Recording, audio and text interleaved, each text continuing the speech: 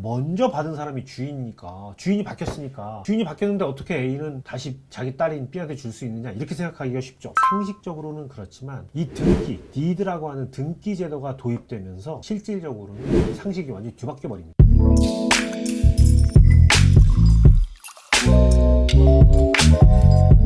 유쾌하고 솔직한 돈 이야기, 손원수의 취중 전담. 여러분 안녕하십니까. 오늘 취중점당, 여러분 등기 아십니까? 등기? 땅을 사면은 등기를 하죠. 이 땅은 누구 땅이다. 등기를 도대체 왜 하는지 아십니까, 여러분? 등기를 왜 할까요? 등기 제도가 왜 생겼을까요? 미국에서는 등기를 deed라고 하죠. D-E-E-D에서 deed 한다 이렇게 이야기를 하는데, 등기는 어떤 목적으로 할까요? 등기는 이렇습니다, 여러분. 잘 보세요. 개인적인 퍼스널 프로퍼티라고 하죠. 움직일 수 있는 동산 같은 경우에는 가지고 있는 사람이 주인입니다. 그래서 이제 지하철 같은 데 물건 잘못 놓고, 똑같은 물건이면 가방이 바꿔치기 당할 수도 있고, 자기가 주인이라는 걸 증명할 수 있어야겠죠. 안에 뭐가 들었고, 생년이 누구고, 내 이름은 누구고. 그런데 진짜 구분이 안 되는 거, 돈 같은 거, 땅에 떨어진 거 먼저 주는 사람이 임자할 수도 있죠, 여러분. 이런 동산들은 가지고 있는 사람이 임자이기가 쉽습니다. 증명하기도 쉽고. 그런데 부동산 같은 경우에는 서로 만약에 예를 들어서 A라고 하는 사람이 B라고 하는 사람한테 몰래 팔았어요. 둘이만 알게, 비밀리에. 야, 너한테 파는 건데 아무한테도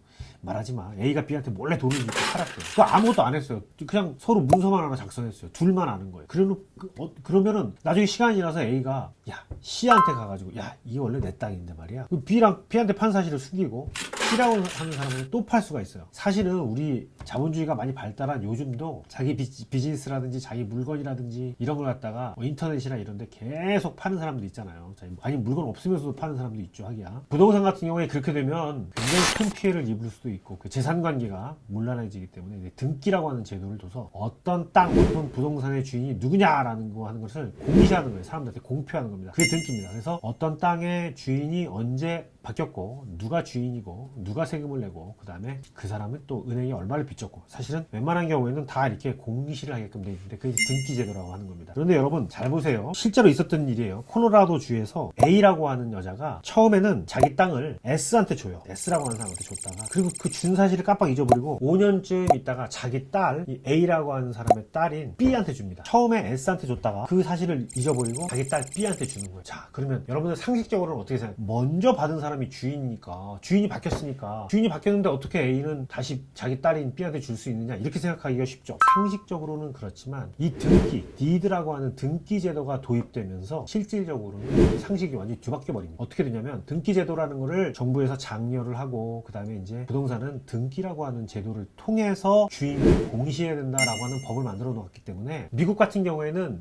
50개 주잖아요. 그래서 사실은 크게 보면 한 3가지 정도로 나뉘어요. 누가 먼저 샀던지 간에 무조건 등기 먼저 하는 사람이 주인이다, 이런 아주 심플한 주가 있습니다. 이런 주들은 등기를 먼저 한 사람이 임자예요. 예를 들어서 A라고 하는 사람이 S한테 줬는데, 실질적인 이 콜로라도에 이런 일이 굉장히 많아요. 이런 사건이. A가 S한테 먼저 줬는데 S는 등기를 하지 않았어요. 그리고 나서 A가 B한테 다시 준 겁니다. 똑같은 물건을. 근데 B가 먼저 등기를 해버린 거예요. 예를 들어서. 그러면은 제가 지금 말씀드렸던 첫 번째 주에서는 주인이 B가 되겠죠. 먼저 등기를 했으니. 이게 가장 심플한 주고요. 그 다음에 어떤 주에서는요, A가 먼저 S한테 줬다고 하더라도 그 뒤에 이 B라고 하는 사람이 이 S가 이거를 받았는지 안 받았는지라고 하는 사실을 전혀 몰랐어요. 이게 전혀 모르는 상태에서 그냥 이걸 우리가 보나파이드 바이어라고 하는데요, 아무것도 모르는 선의의 어떤 바이어예요. 아무것도 모르고 요거를 돈 주고 만약에 샀다든지 받았다든지 하고 나서 등기를 먼저 했어요. 그러면 이 사람 거예요. 어떤 주는 이렇습니다. 한 3가지 정도로 나뉜다고 제가 말씀을 드렸는데, 다 말씀드리면 복잡하니까 심플리 여러분들 잘 생각해 보세요. 이 등기 제도라고 하는 것은 뭐냐, 잘 모르고, 주인이 바뀌었다고 하는 사실을 모르고 정당한 대가를 지불하고 그 땅을 정당하게 산 사람을 보호해주는